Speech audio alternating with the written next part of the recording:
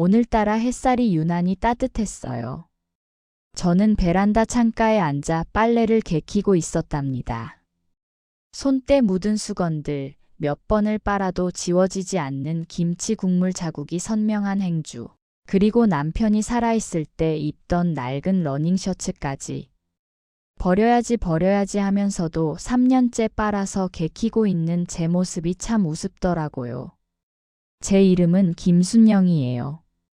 올해 62이 됐어요. 평범하게 살았어요. 25에 시집 가서 26에 딸 낳고 그 뒤로 35년을 엄마로, 아내로, 며느리로 살았답니다. 남편은 3년 전에 먼저 갔고요. 이제 이 낡은 아파트에 저 혼자 덩그러니 남았어요. 그런데 말이에요. 2달 전이었어요. 병원에서 검사를 받았는데 의사 선생님 표정이 심상치 않더라고요. 제가 물었어요.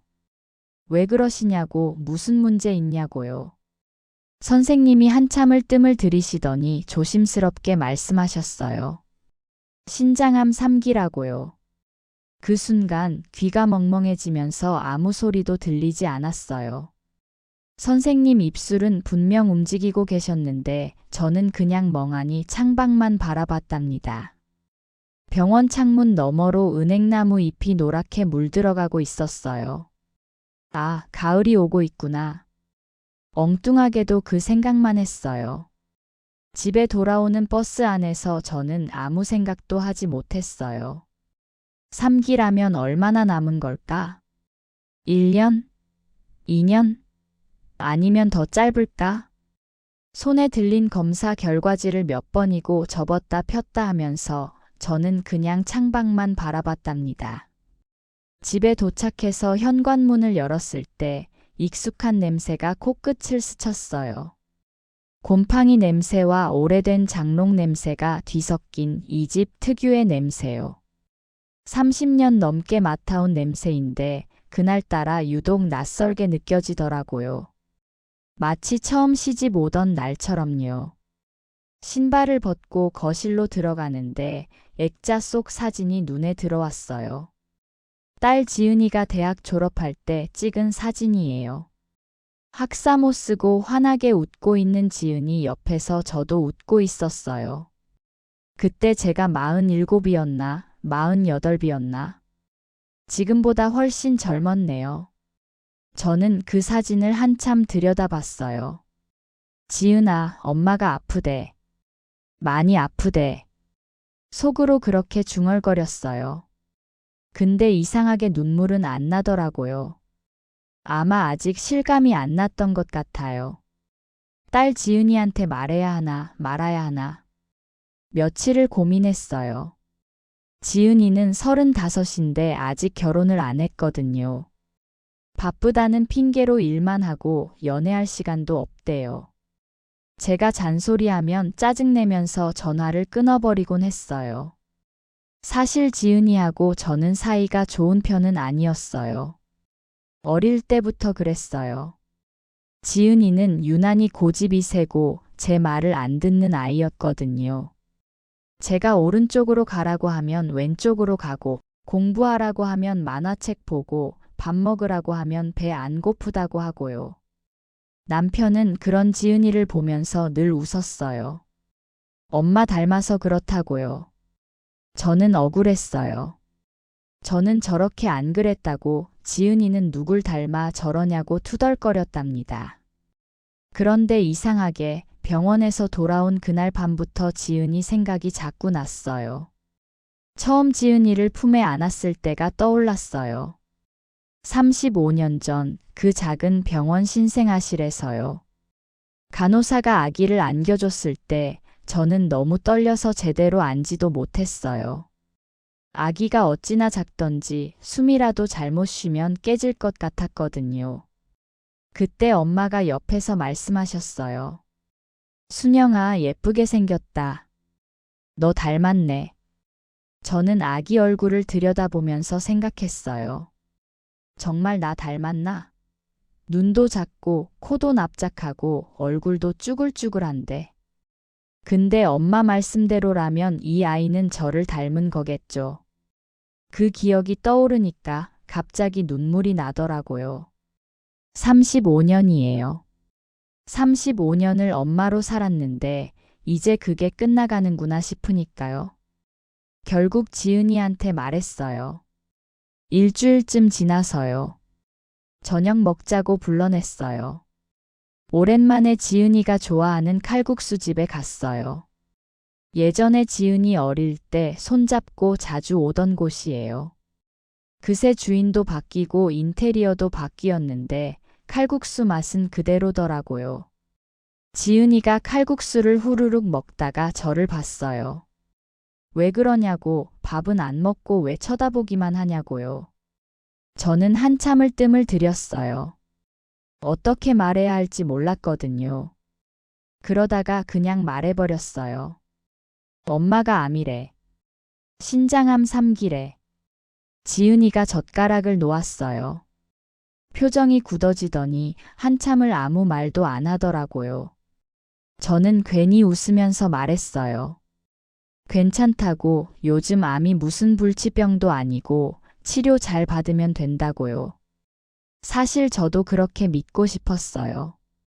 지은이가 물었어요. 언제부터 알았냐고요. 저는 솔직하게 말했어요. 2주 전에 알았다고. 어떻게 말해야 할지 몰라서 그랬다고요. 지은이 눈이 빨개지더니 고개를 숙여버렸어요. 어깨가 들썩이는 거 보니까 우는 것 같았어요. 저는 그런 지은이를 보면서 이상한 기분이 들었어요. 이 아이가 저 때문에 우는구나. 35년을 키웠는데 이렇게 대놓고 우는 건 처음 보네. 어릴 때도 지은이는 웬만해선 안 울었거든요.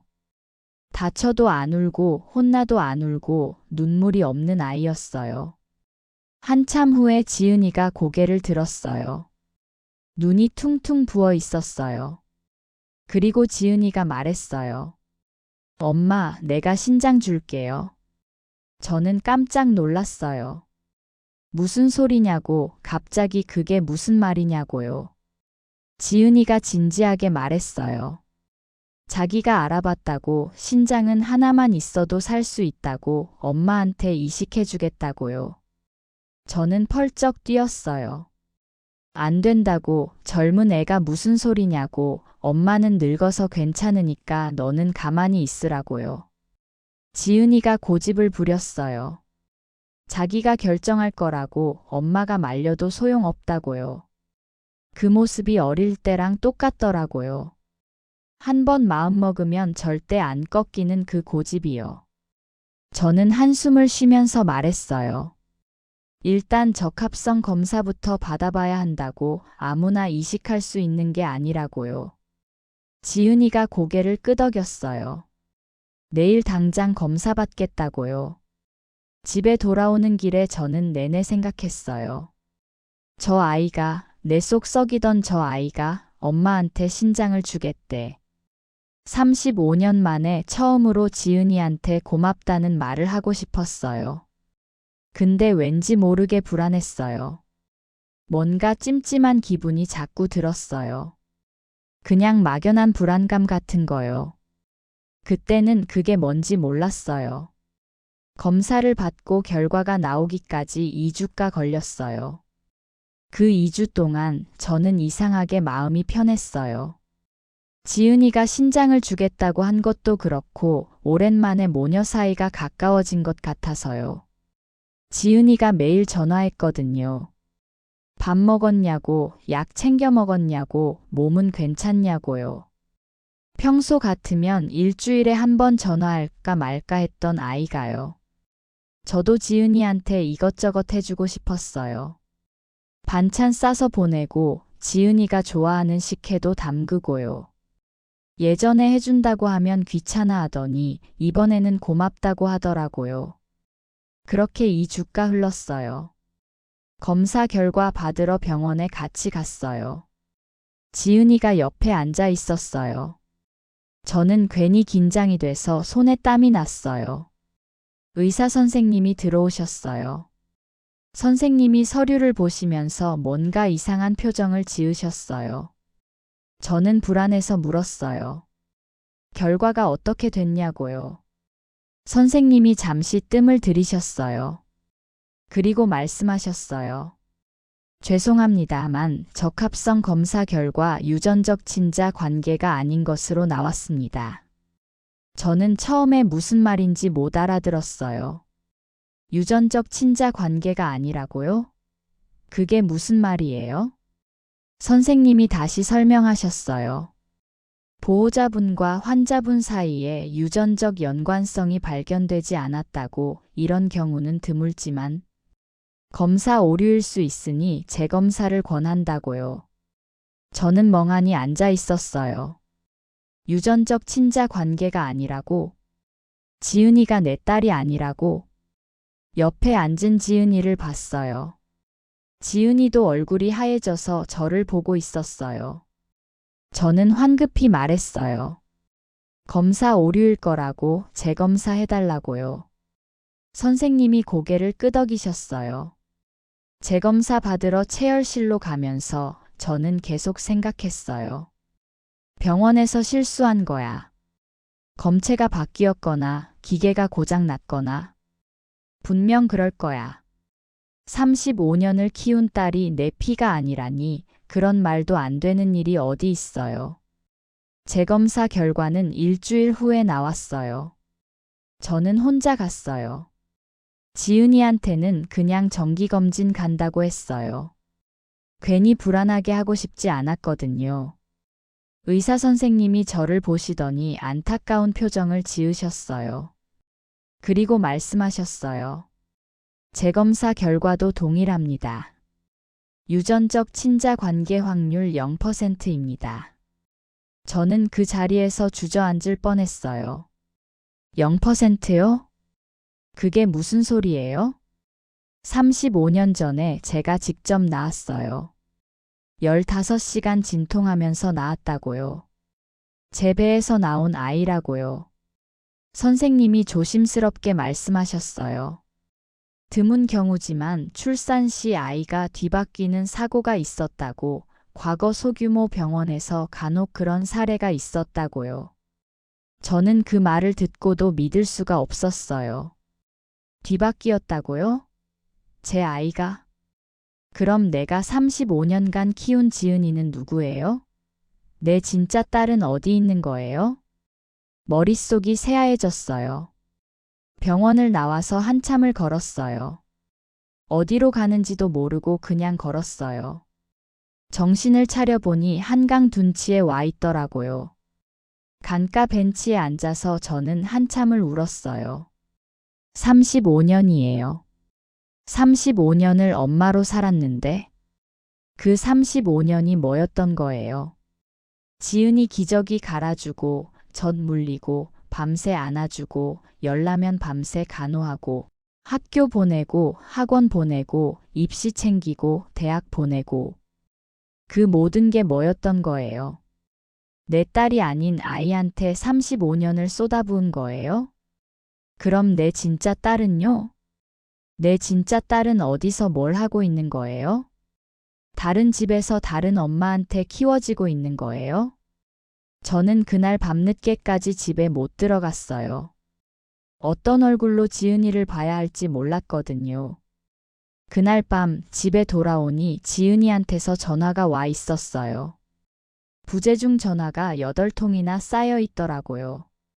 저는 전화를 받지 않았어요. 뭐라고 말해야 할지 몰랐어요. 지은아, 너 엄마 친딸 아니래. 그런 말을 어떻게 해요? 저는 거실 불도 안 켜고 소파에 앉아 있었어요. 어둠 속에서 혼자 생각에 잠겼어요. 지은이한테 말해야 하나? 아니, 말하면 안 돼. 지은이가 얼마나 충격받겠어. 근데 숨길 수 있어? 언젠가는 알게 될 텐데. 머릿속이 복잡해서 미칠 것 같았어요. 그리고 한 가지 의문이 떠올랐어요. 왜 뒤바뀐 걸까? 병원 실수라면 그냥 단순한 실수였던 걸까? 아니면 뭔가 다른 이유가 있는 걸까? 저는 35년 전 일을 떠올려 봤어요. 지은이 낳던 날이요. 그때 저는 26이었어요. 처자이라 겁이 많이 났었죠. 남편은 일하느라 못 왔고 친정엄마가 옆에 계셨어요. 진통이 15시간 넘게 이어졌어요. 너무 아파서 정신을 잃을 것 같았어요. 아이가 태어났을 때 저는 기진맥진해서 거의 의식이 없었어요. 간호사가 아기를 데려와서 안겨줬는데 저는 얼굴을 제대로 보지도 못하고 잠들어 버렸어요. 다음 날 아침에 일어나서야 아기 얼굴을 제대로 봤어요. 엄마가 옆에서 말씀하셨어요. 예쁘게 생겼다고, 나 닮았다고. 저는 그 말을 그냥 믿었어요. 근데 지금 생각해보니까요. 정말 그랬을까? 정말 단순한 병원 실수였을까? 뭔가 이상했어요. 마음 한구석에서 알 수 없는 의심이 피어오르기 시작했어요. 저는 결심했어요. 진실을 찾아야겠다고. 내 진짜 딸이 어디 있는지, 왜 이런 일이 생긴 건지 알아내야겠다고요. 누구한테도 말하지 않고 저 혼자 조사해 보기로 했어요. 암 때문에 시간이 얼마 남지 않았다는 건 알고 있었어요. 그래서 더 서둘러야 했어요. 죽기 전에 진실을 알아야 했어요. 다음 날부터 저는 조사를 시작했어요. 먼저 35년 전 제가 출산했던 병원을 찾아가 봤어요. 서울 외곽의 작은 산부인과였는데 지금은 그 자리에 편의점이 들어서 있더라고요. 병원은 20년 전쯤에 폐업했대요. 편의점 사장님한테 물어보니까 그렇게 말씀하시더라고요. 저는 막막했어요. 병원이 없어졌으면 기록도 없을 텐데. 어디서부터 어떻게 찾아야 하는 거지? 일단 구청에 가봤어요. 옛날 병원 기록이 어딘가에 보관되어 있지 않을까 싶어서요. 담당 직원분이 친절하게 찾아봐 주셨는데 고개를 저으셨어요. 폐업한 지 오래된 병원 기록은 폐기됐을 가능성이 높다고요. 특히 그 당시 소규모 개인 병원들은 기록 관리가 제대로 안 됐다고 하셨어요. 저는 한숨을 쉬면서 구청을 나왔어요. 버스를 기다리면서 생각했어요. 어떻게 해야 하지? 그때 문득 생각이 났어요. 병원은 없어져도 거기서 일했던 사람들은 아직 살아있을 수 있잖아. 의사 선생님이나 간호사 선생님들 말이에요. 저는 그날부터 수소문을 시작했어요. 인터넷 카페에 글도 올리고 그 동네 오래된 가게들을 돌아다니며 물어보기도 했어요. 혹시 35년 전 그 산부인과 기억하시는 분 없냐고요. 쉽지 않았어요. 대부분 모른다고 하셨고 기억나는 분들도 자세한 건 모르시더라고요. 그렇게 열흘쯤 지났을 때였어요. 포기하려던 참이었는데 그 동네 세탁소 사장님이 귀한 정보를 주셨어요. 그 병원 간호조무사로 일하던 분이 있었는데 아직 이 동네에 사신다고요.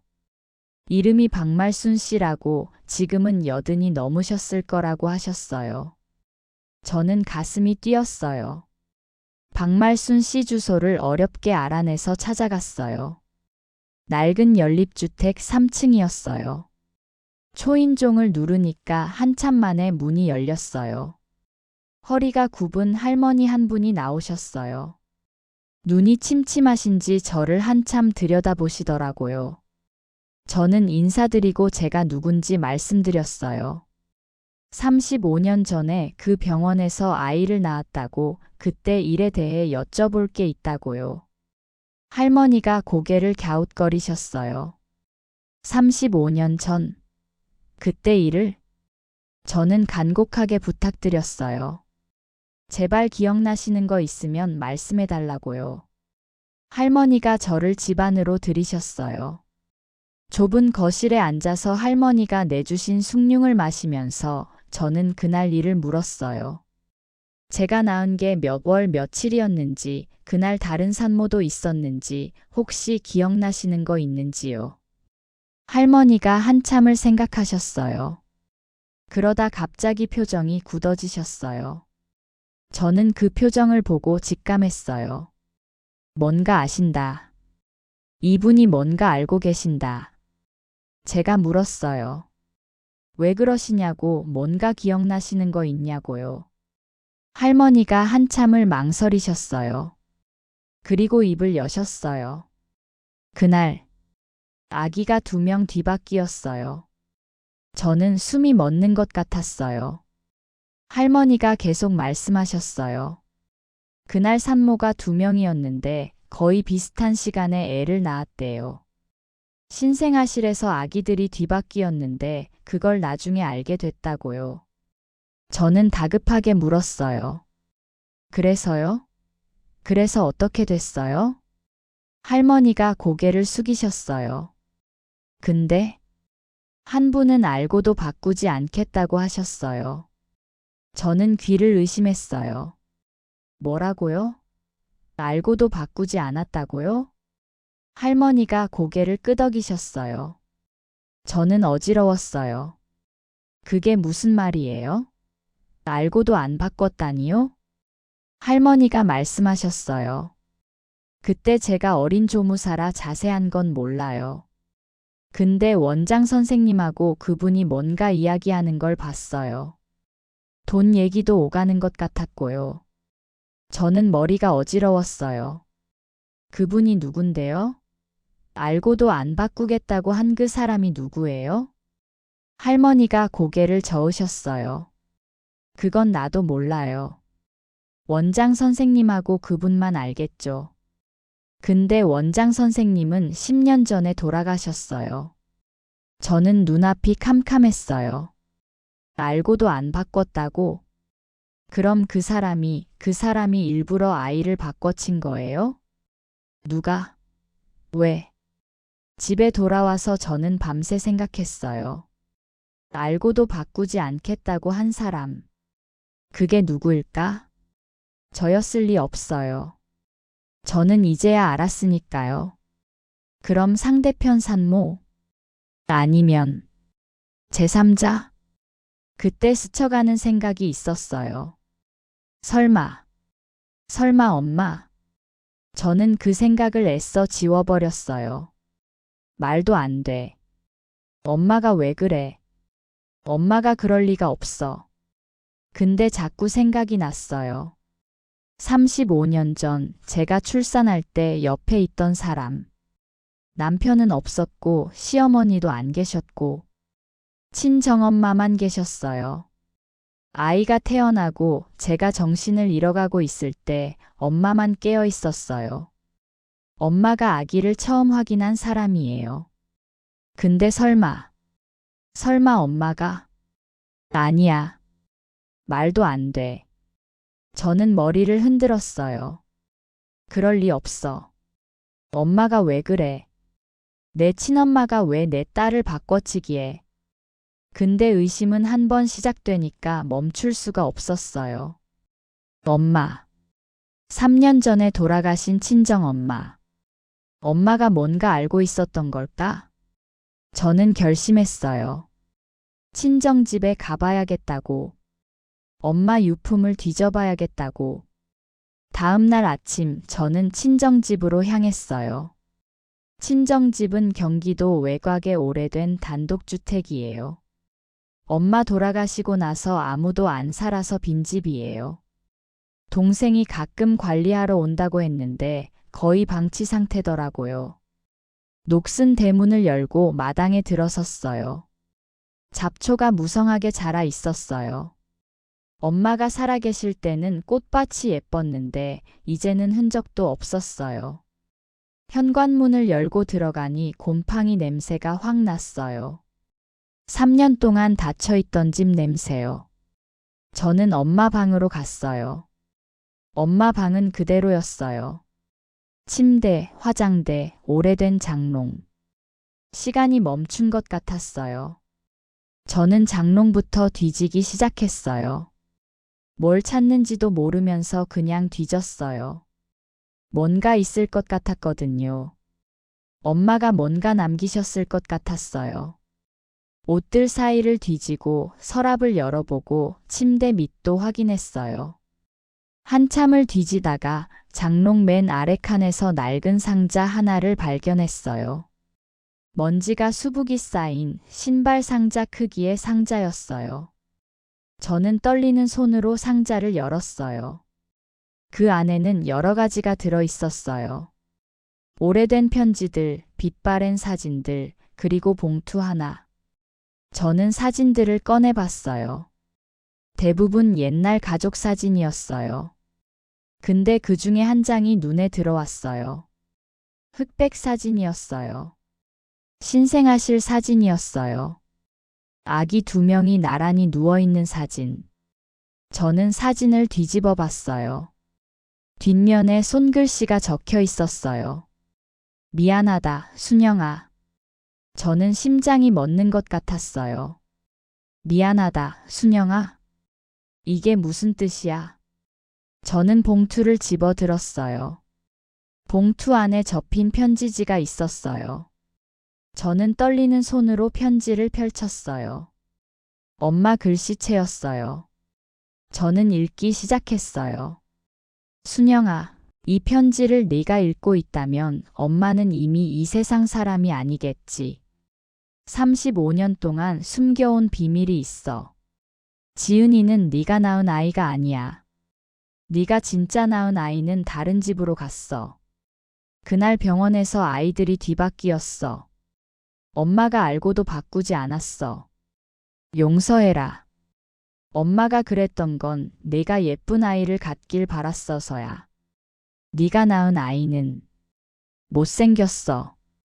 솔직히 말하면 좀 이상하게 생겼어. 이마도 넓고 눈도 작고. 근데 옆에 있던 아이는 예뻤어. 눈도 크고 오똑한 코에 하얀 피부에. 엄마는 생각했어. 어차피 산모들은 아기 얼굴 제대로 못 봤는데 바꿔치기해도 모를 거라고. 그래서 원장한테 돈을 주고 입막음을 했어. 상대편 산모는 몰라. 그 집에서는 그 아이가 친자식인 줄 알고 키웠을 거야. 순영아, 용서해라. 엄마는 네가 예쁜 딸 데리고 행복하게 사는 거 보고 싶었어. 근데 지금 생각하면 그게 맞았는지 모르겠다. 미안하다, 순영아. 엄마가 잘못했어.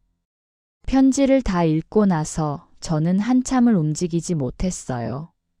손이 떨렸어요. 온몸이 떨렸어요.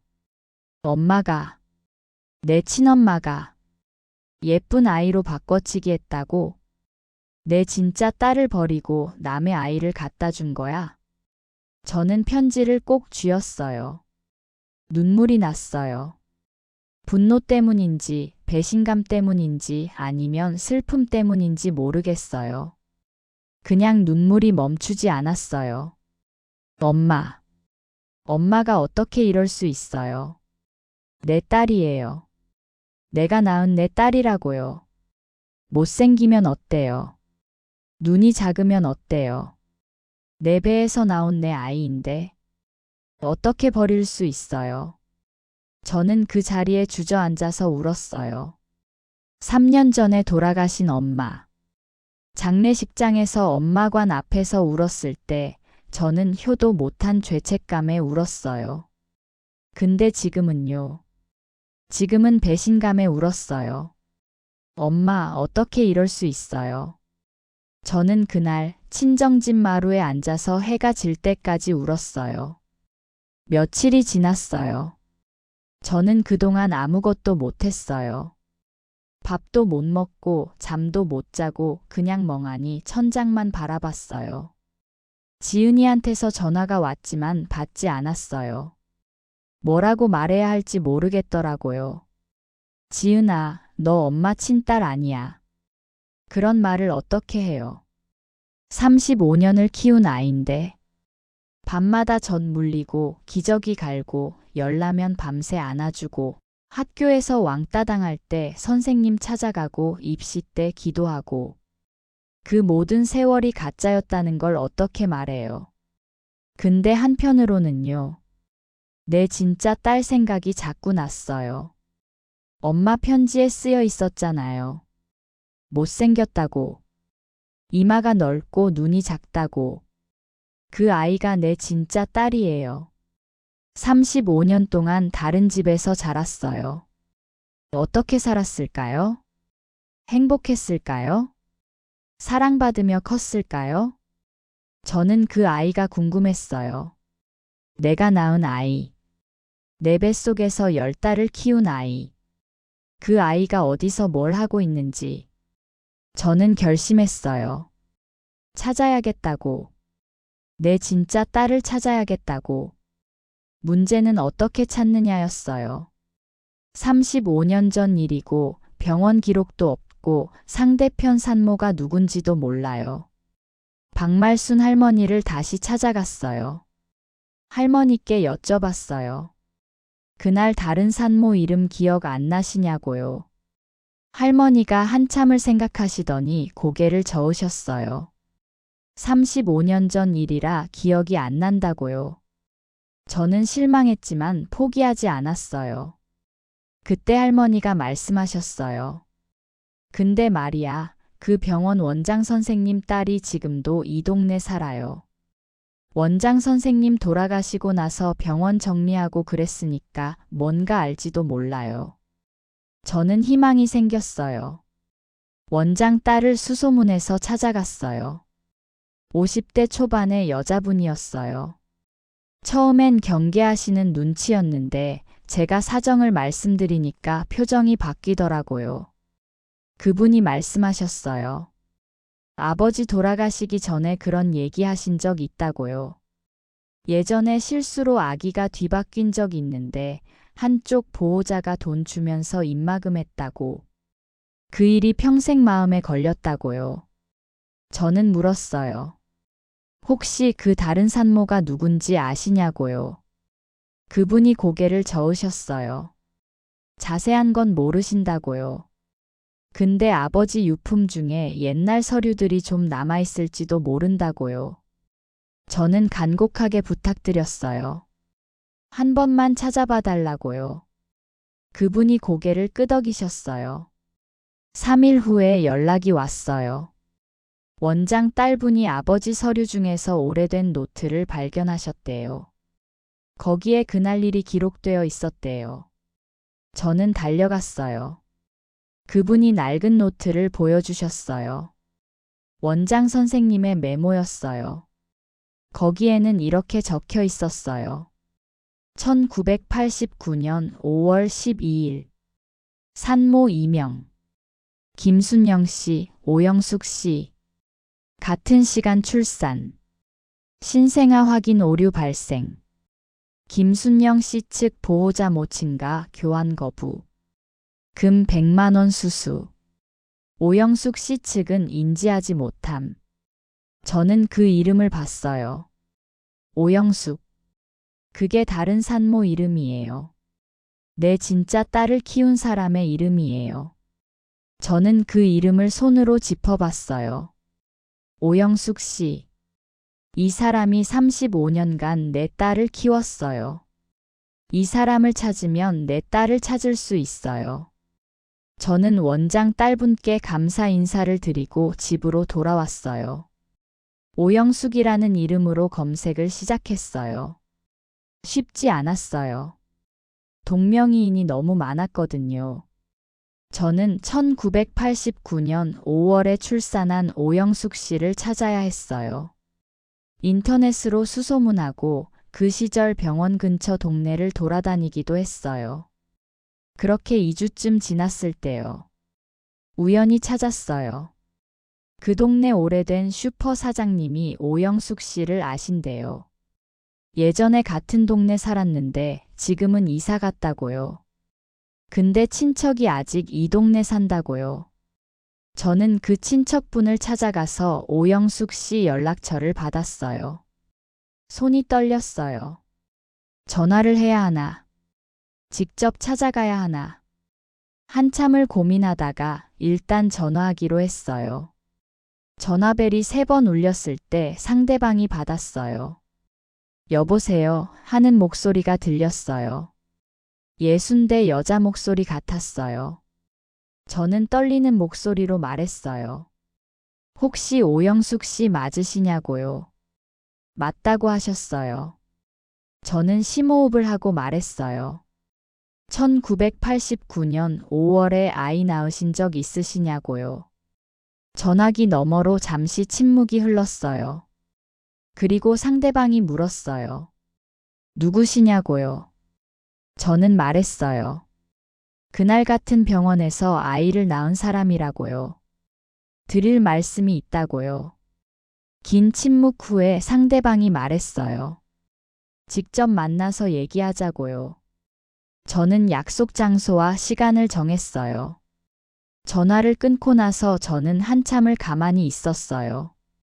내일이면 알게 돼요. 내 진짜 딸이 어디 있는지, 어떻게 살았는지, 지금 어떤 사람인지. 저는 무섭기도 하고 떨리기도 했어요.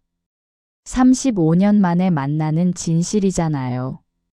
약속 장소는 동네 커피숍이었어요. 저는 30분 일찍 도착해서 구석 자리에 앉아 기다렸어요. 손에 땀이 났어요. 어떤 사람일까? 어떤 얼굴일까? 화를 낼까? 울까? 문이 열리고 60대 초반쯤 돼 보이는 여자분이 들어오셨어요. 파마머리에 수수한 옷차림. 얼굴에 주름이 많았지만 눈매가 선하셨어요. 그분이 두리번거리시다가 저와 눈이 마주쳤어요. 저는 손을 들었어요. 그분이 다가오셔서 앞에 앉으셨어요. 한참을 서로 쳐다봤어요. 그분이 먼저 입을 여셨어요. 김순영 씨 맞으시죠? 저는 고개를 끄덕였어요. 그분이 한숨을 쉬셨어요. 그리고 말씀하셨어요. 나도 알아요.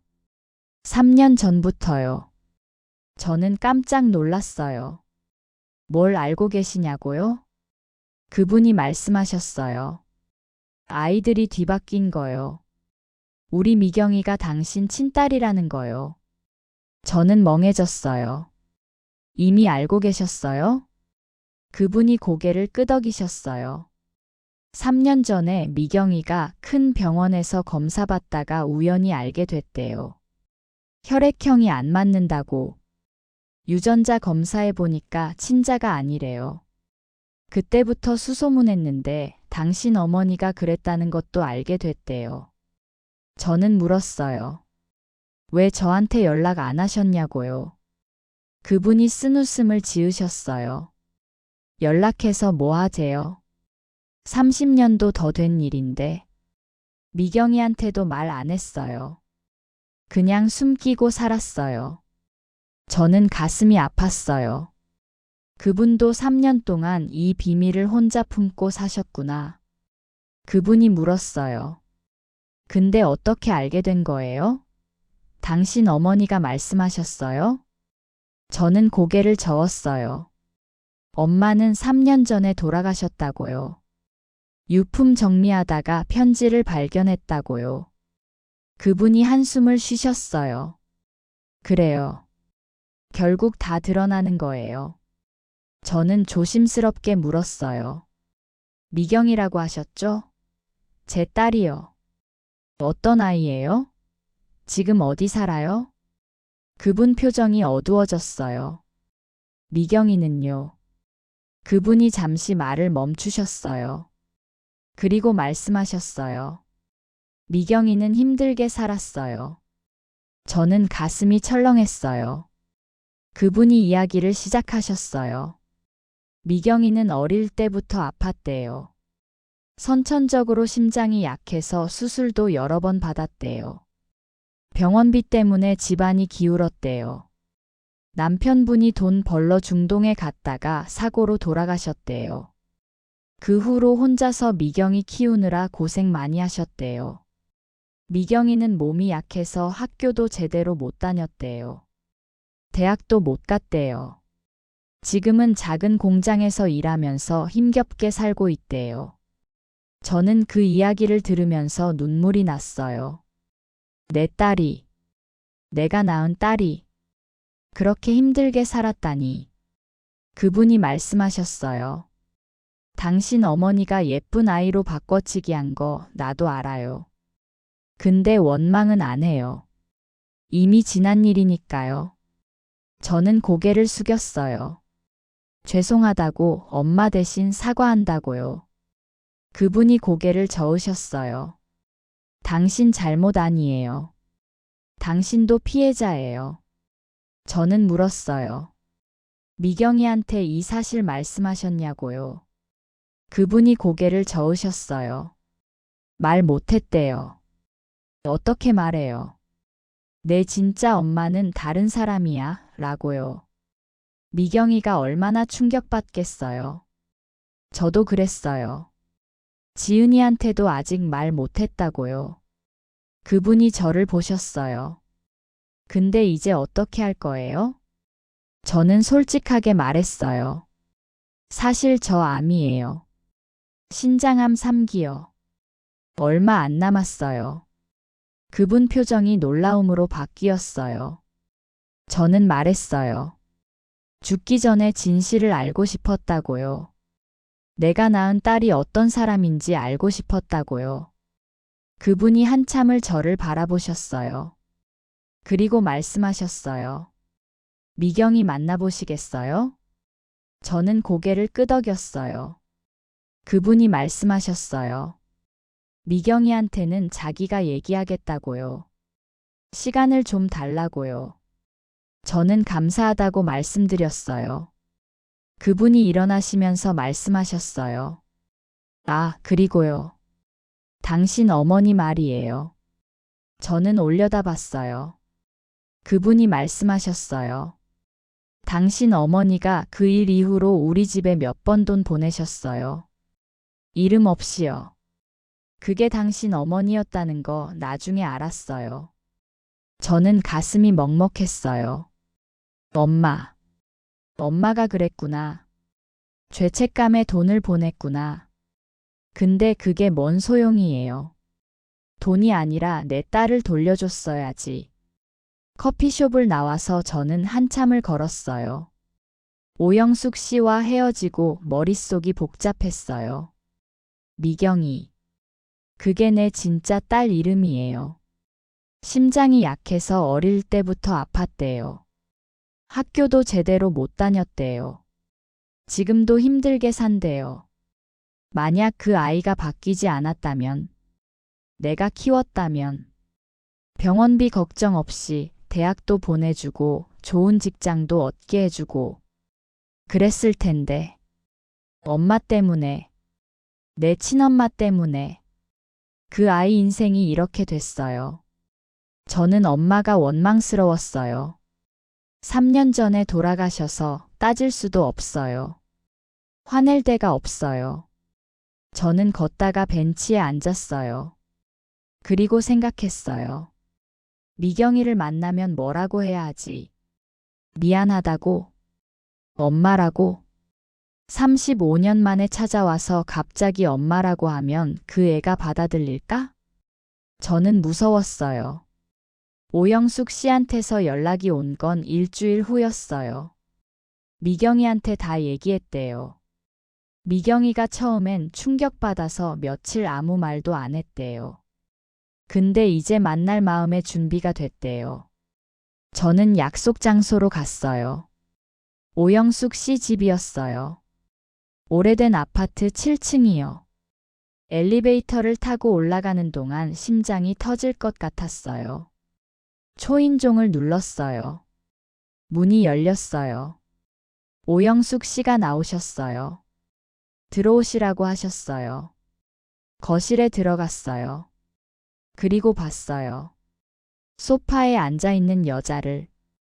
마른 체구에 창백한 피부에 눈이 작고 이마가 넓은 그 여자가 저를 봤어요.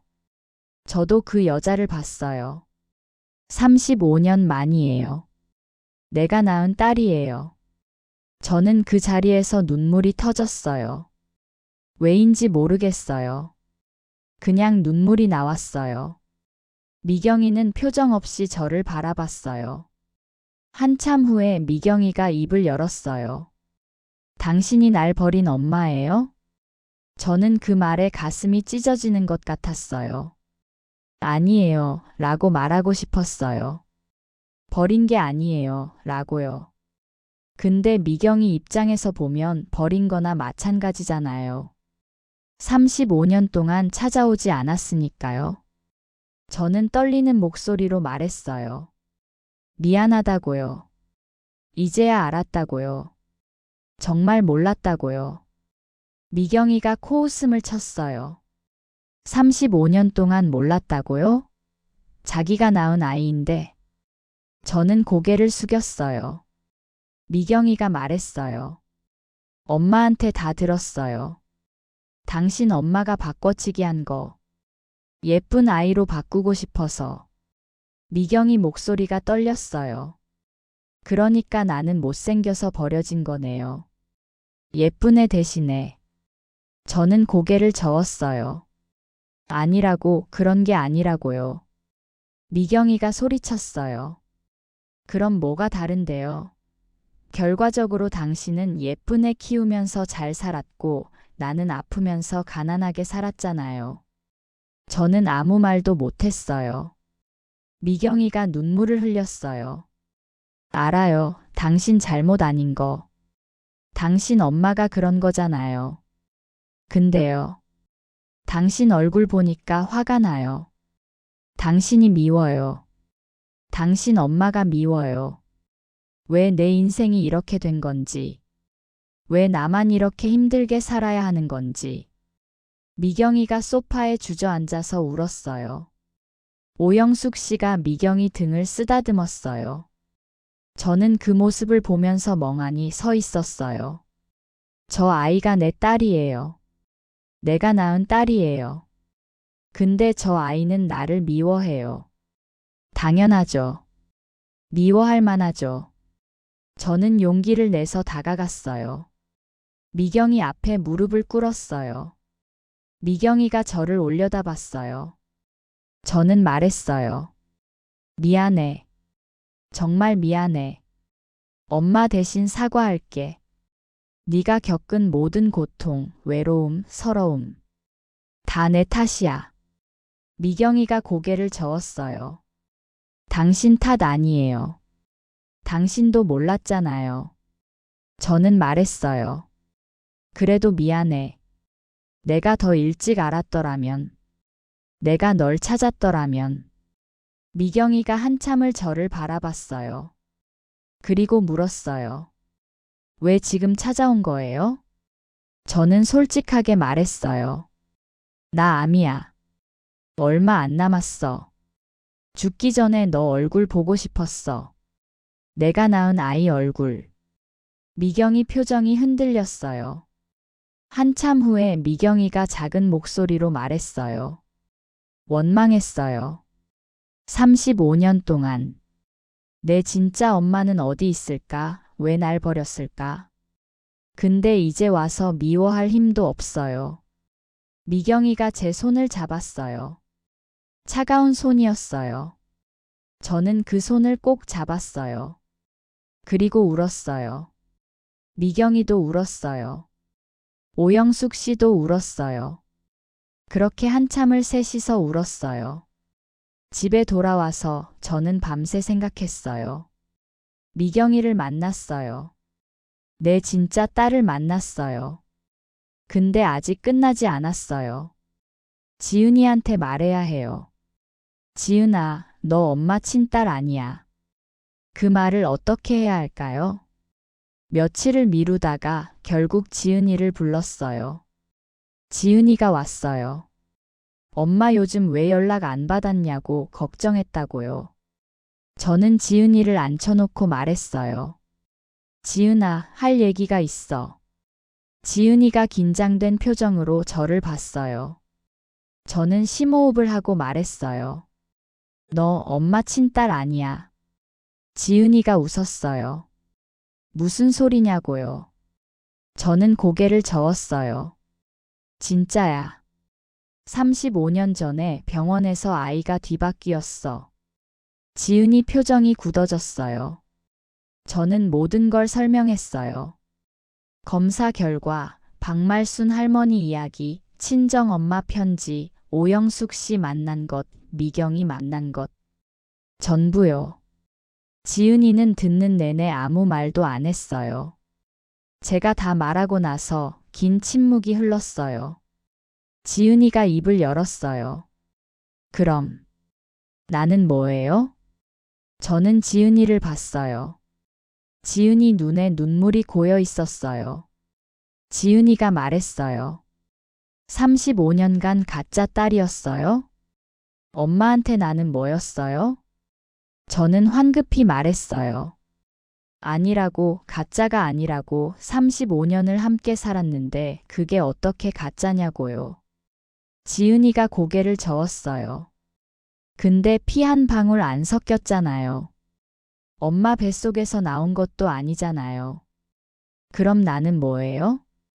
저는 지은이 손을 잡으려 했어요. 지은이가 손을 뿌리쳤어요. 만지지 마세요. 지은이가 일어났어요. 저는 다급하게 말했어요. 지은아, 어디 가? 얘기 좀 더 하자. 지은이가 뒤돌아서 말했어요. 생각 좀 할게요. 혼자 있고 싶어요. 그리고 나가버렸어요. 현관문이 쾅 닫히는 소리가 들렸어요. 저는 그 자리에 주저앉았어요. 지은이. 35년을 키운 딸. 그 아이가 나가버렸어요. 저는 한참을 울었어요. 지은이가 연락이 안 됐어요. 전화해도 안 받고 문자에도 답이 없고 3일이 지나고 5일이 지나고 일주일이 지났어요. 저는 지은이 집 앞에 가봤어요. 초인종을 눌러도 대답이 없었어요. 관리인한테 물어보니까 며칠 전에 짐 싸서 나갔대요. 저는 막막했어요. 지은이가 어디로 간 거지? 왜 연락도 안 하고? 저는 지은이 친구들한테 연락해 봤어요. 아무도 모른대요. 저는 매일 울었어요. 암도 아프고 마음도 아프고 몸이 점점 안 좋아지는 게 느껴졌어요. 근데 지은이 생각에 잠도 못 잤어요. 그러던 어느 날 미경이한테서 연락이 왔어요. 미경이가 병문안 온다고 했어요. 저는 놀랐어요. 지난번에 만났을 때 저를 미워한다고 했잖아요. 미경이가 집에 왔어요. 작은 과일 바구니를 들고요. 거실에 앉아서 미경이가 말했어요. 그동안 생각 많이 했어요. 저는 미경이를 봤어요. 미경이가 말했어요. 원망했어요. 많이. 근데 원망해봤자 제 인생이 달라지는 것도 아니고 당신 엄마는 이미 돌아가셨고 미경이가 저를 봤어요. 근데 당신은요? 당신도 피해자잖아요. 35년 동안 속으면서 살았잖아요. 저는 눈물이 났어요. 미경이가 말했어요. 나 당신 미워하는 거 그만둘래요. 미워해봤자 나만 더 힘들어지더라고요. 저는 미경이 손을 잡았어요. 고맙다고요. 미경이가 작게 웃었어요. 근데 아직 당신을 엄마라고 부르기는 힘들어요. 그건 시간이 좀 걸릴 것 같아요. 저는 고개를 끄덕였어요. 괜찮다고, 천천히 하면 된다고요. 미경이가 물었어요. 근데 지은이라는 사람은요? 같이 안 사세요? 저는 한숨을 쉬었어요. 나가버렸다고요. 연락도 안 된다고요. 미경이 표정이 안타까워졌어요. 걔도 충격받았겠네요. 저는 고개를 끄덕였어요. 당연하죠. 35년간 딸인 줄 알았는데 아니라니까요. 미경이가 말했어요. 찾아봐요. 연락이 안 되면 직접 찾아다녀요. 그냥 두면 안 돼요. 저는 미경이를 봤어요. 왜 지은이 걱정을 해주냐고 물었어요. 미경이가 말했어요. 걔도 피해자잖아요. 나랑 마찬가지로.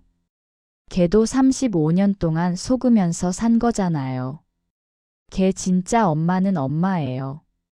오영숙 씨요. 그러니까 걔도 나랑 같은 처지예요.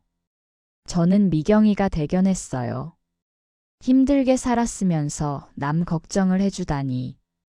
저는 미경이한테 고맙다고 했어요. 미경이가 일어나면서 말했어요. 빨리 지은이 찾으세요. 그리고 건강도 챙기시고요. 저는 고개를 끄덕였어요. 미경이가 간 후 저는 생각했어요.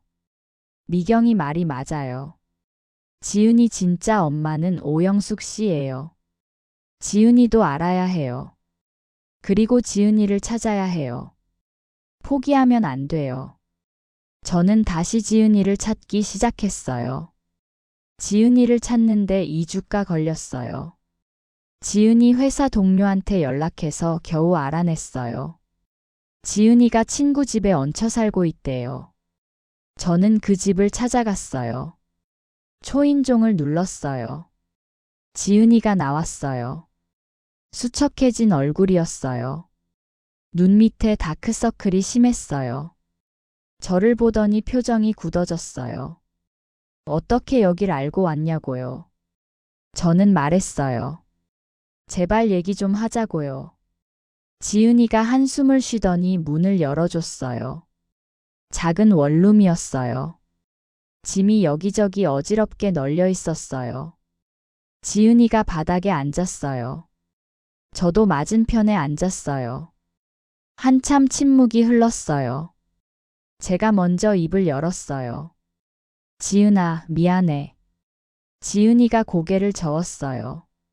사과 들으러 온 거 아니에요. 저는 물었어요. 그럼 뭘 듣고 싶냐고요. 지은이가 저를 봤어요. 나한테 진심이었어요? 저는 그 질문에 가슴이 아팠어요. 당연하다고요. 35년을 함께 살았는데. 지은이가 물었어요. 그럼 지금은요? 진짜 딸 찾았으면서 나한테 아직도 진심이에요? 저는 말했어요. 당연하지. 지은이는 내 딸이야. 피가 어쩌고 유전자가 어쩌고 그런 거 상관없어. 35년을 함께 살았으면 그게 가족이야. 지은이 눈에 눈물이 고였어요. 근데 엄마 배에서 나온 건 내가 아니잖아요. 저는 말했어요. 그래. 내 배에서 나온 건 미경. 근데 그게 뭐가 중요해. 네가 아플 때 밤새 안아준 사람이 나야. 네가 울 때 같이 울어준 사람이 나야. 네가 대학 붙었을 때 제일 기뻤던 사람이 나야. 그게 엄마 아니면 뭐야. 지은이가 울었어요. 저도 울었어요. 지은이가 말했어요. 엄마, 나 무서웠어요. 내가 누군지 모르겠어서. 35년간 김지은이었는데 그게 가짜면 나는 뭔지. 저는 지은이를 안았어요. 가짜 아니야. 너는 김지은이 맞아. 내 딸 맞아. 지은이가 제 품에서 울었어요. 한참을 울었어요. 울음이 멎고 나서 저는 지은이한테 말했어요. 지은아, 너한테 해줄 말이 있어. 지은이가 저를 봤어요. 저는 말했어요. 너 진짜 엄마 이름 오영숙 씨야. 착하고 좋은 분이야. 만나볼래? 지은이가 당황한 표정을 지었어요. 진짜 엄마요? 저는 고개를 끄덕였어요. 오영숙 씨한테 이미 연락했어요. 너 만나고 싶어 하셔. 지은이가 한참을 생각했어요. 그리고 고개를 끄덕였어요. 만나볼게요. 며칠 후 넷이서 만났어요. 저, 지은이, 오영숙 씨, 미경이. 오영숙 씨 집에서요. 처음엔 어색했어요. 서로 뭐라고 불러야 할지도 몰랐고요. 오영숙 씨가 지은이를 보시면서 눈물을 흘리셨어요. 내 딸이구나. 내가 낳은 딸. 지은이도 울었어요. 미경이는 지은이를 보면서 말했어요. 우리 같은 처지네요. 둘 다 뒤바뀐 아이들. 지은이가 미경이를 봤어요. 미경이가 손을 내밀었어요. 잘 지내보자고요. 우리. 지은이가 그 손을 잡았어요. 저는 그 모습을 보면서 울었어요. 오영숙 씨도 우셨어요. 그날 밤 넷이서 밥을 먹었어요. 오영숙 씨가 차려주신 집밥이었어요. 된장찌개에 계란말이, 시금치 나물. 소박한 밥상이었는데 왜 그렇게 맛있는지. 밥 먹으면서 이런저런 얘기를 나눴어요. 미경이 어릴 때 얘기, 지은이 어릴 때 얘기. 웃기도 하고 울기도 했어요. 저는 그 순간 생각했어요. 이게 가족이구나. 피가 중요한 게 아니었어. 함께 밥 먹고, 함께 울고, 함께 웃는 것. 그게 가족이었어. 며칠 후 저는 다시 쓰러졌어요. 암이 악화된 거예요. 병원에 실려갔어요. 의식이 흐려지는 중에 누군가 제 손을 잡는 게 느껴졌어요. 눈을 떠보니 지은이가 있었어요. 미경이도 있었어요. 두 딸이 양쪽에서 제 손을 잡고 있었어요. 저는 웃었어요. 둘 다 왔네.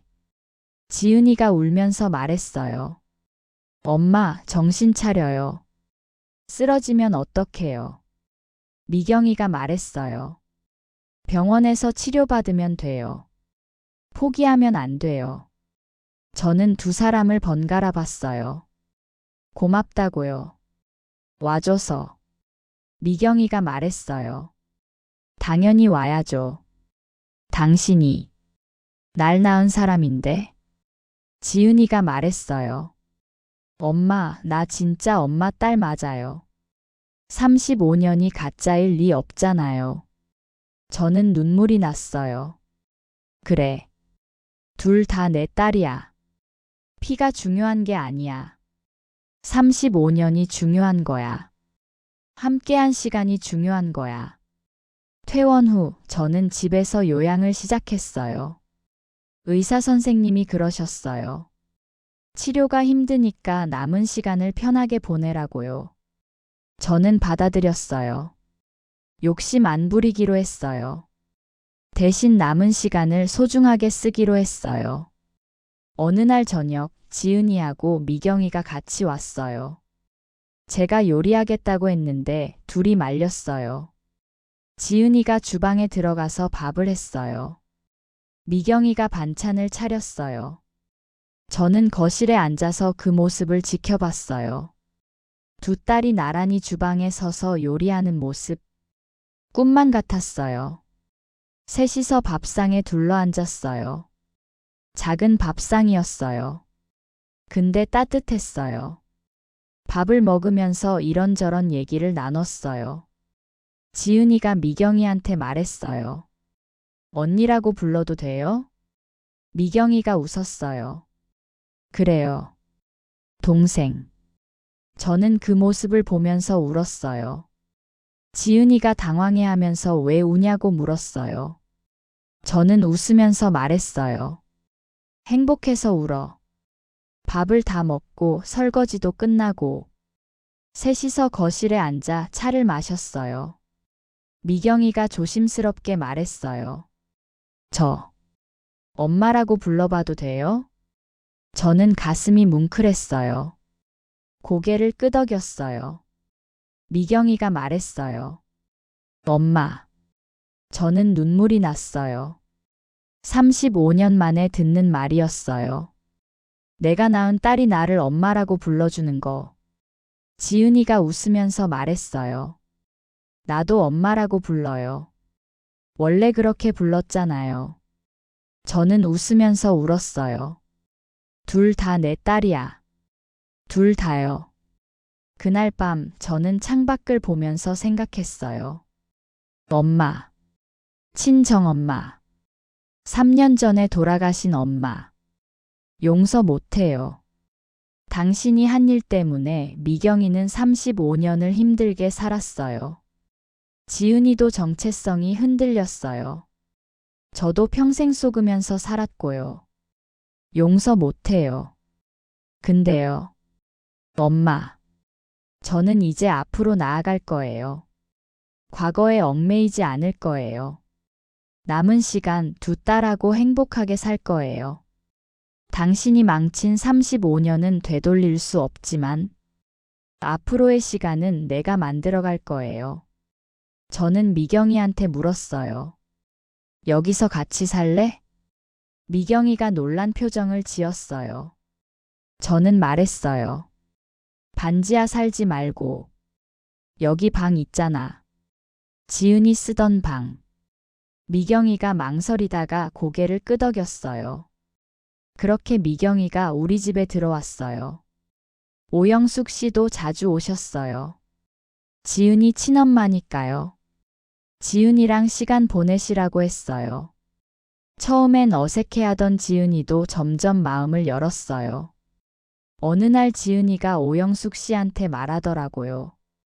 엄마라고 불러도 돼요? 오영숙 씨가 펑펑 우셨어요. 지은이도 울었어요. 저는 그 모습을 보면서 마음이 놓였어요. 지은이도 이제 친엄마 품을 찾았구나. 어느 날 아침이었어요. 저는 미경이하고 지은이가 준비해준 아침밥을 먹었어요. 된장국에 밥, 김치, 계란 프라이. 소박한 밥상이었는데 세상에서 가장 맛있었어요. 밥을 먹으면서 저는 생각했어요. 너무 늦었나? 이 행복을 더 일찍 알았더라면. 아쉬움이 있었어요. 근데 그래도 다행이라고 생각했어요. 이제라도 알아서. 죽기 전에 두 딸 얼굴 보게 돼서. 저녁에 셋이서 산책을 나갔어요. 동네 공원을 걸었어요. 벚꽃이 피기 시작했어요. 미경이가 말했어요. 봄이 오네요. 지은이가 말했어요. 엄마, 내년 봄에도 같이 벚꽃 보러 와요. 저는 웃으면서 고개를 끄덕였어요. 근데 속으로는 생각했어요. 내년 봄까지 있을 수 있을까? 모르겠어요. 근데 상관없어요. 지금 이 순간이 행복하니까. 두 딸과 함께 걷는 이 순간이. 집에 돌아와서 저는 편지를 썼어요. 두 딸에게 남기는 편지요. 지은아, 미경아. 엄마가 먼저 가게 되면 이 편지를 읽어줘. 35년 전 일은 엄마 잘못이 아니었어. 외할머니가 한 일이야. 근데 그래도 미안해. 미경아, 내가 힘들게 살았던 35년. 지은아, 내 정체성이 흔들렸던 그 시간. 다 미안해. 근데 알아줘. 엄마는 너희 둘 다 사랑해. 피가 어떻든 상관없어. 지은아, 너는 35년간 내 곁에 있어준 딸이야. 미경아, 너는 내 뱃속에서 10달을 함께한 딸이야. 둘 다 내 딸이야. 엄마가 없어도 서로 의지하면서 살아. 싸우지 말고. 힘들 때 서로 손잡아주고. 같이 밥 먹고. 같이 울고. 같이 웃고. 그게 가족이야. 사랑해. 너희 엄마 순영이가. 편지를 다 쓰고 저는 창밖을 봤어요. 달이 밝았어요. 저는 생각했어요. 남은 시간이 얼마가 됐든 후회 없이 살아야지. 두 딸과 함께. 그해 봄 벚꽃이 만개했을 때였어요. 저는 병원 침대에 누워 있었어요. 몸이 많이 약해졌거든요. 지은이하고 미경이가 옆에 있었어요. 번갈아 가면서 제 손을 잡아줬어요. 저는 힘겹게 눈을 떴어요. 두 딸 얼굴이 보였어요. 저는 웃었어요. 둘 다 왔네. 지은이가 울면서 말했어요. 엄마, 힘들면 눈 감아도 돼요. 우리 여기 있을게요. 미경이도 울면서 말했어요. 엄마, 고마웠어요. 짧은 시간이었지만 저는 두 딸 손을 잡았어요. 힘이 없었지만 꼭 잡았어요. 그리고 말했어요. 사랑해. 둘 다. 내 딸들아. 창밖으로 벚꽃잎이 날리는 게 보였어요. 예뻤어요. 저는 눈을 감았어요. 마지막 순간 생각했어요. 행복했다. 늦었지만 후회는 없다. 두 딸이 내 곁에 있으니까. 순영은 그렇게 두 딸의 손을 잡고 눈을 감았어요. 벚꽃이 흩날리던 봄날 오후였답니다. 장례식장에서 지은이와 미경이는 나란히 서서 조문객을 맞았어요. 누가 친딸이고 누가 아닌지 이제 아무도 묻지 않았어요.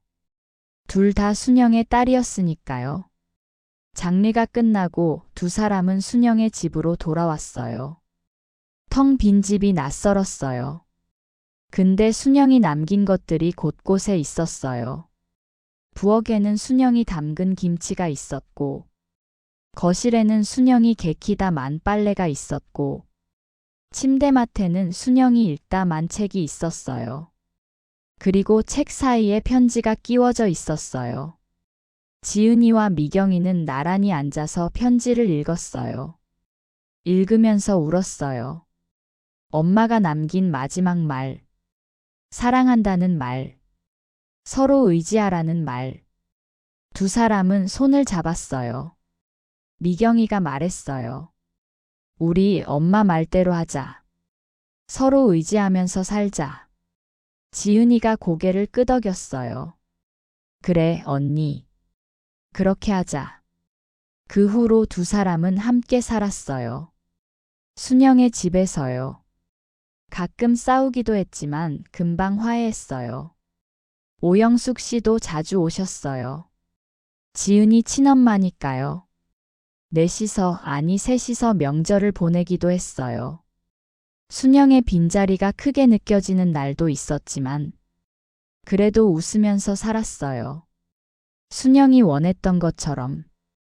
어느 날 지은이가 순영의 유품을 정리하다가 상자 하나를 발견했어요.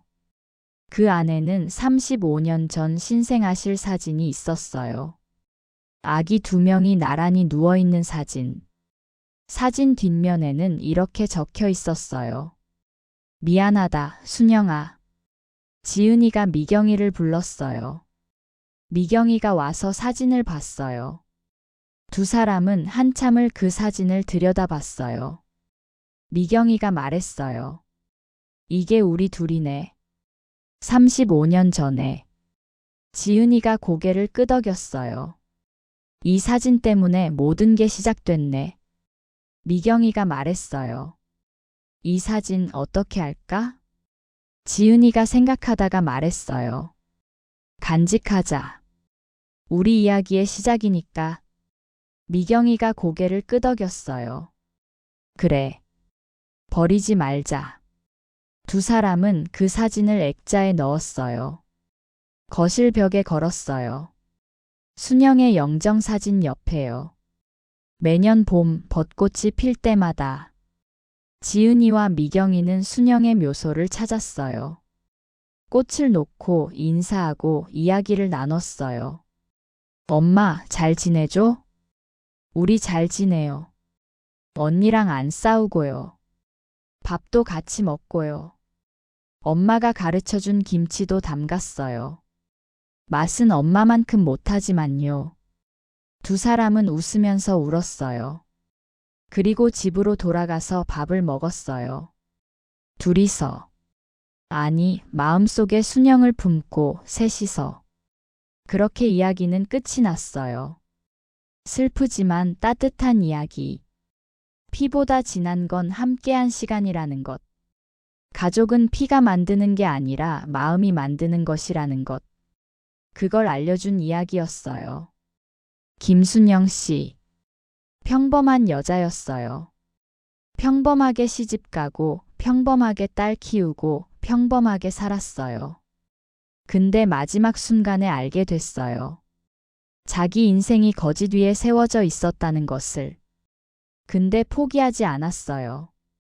진실을 찾았고 두 딸을 다 품었고 마지막까지 사랑했어요. 그게 엄마였어요. 김순영이라는 엄마였어요.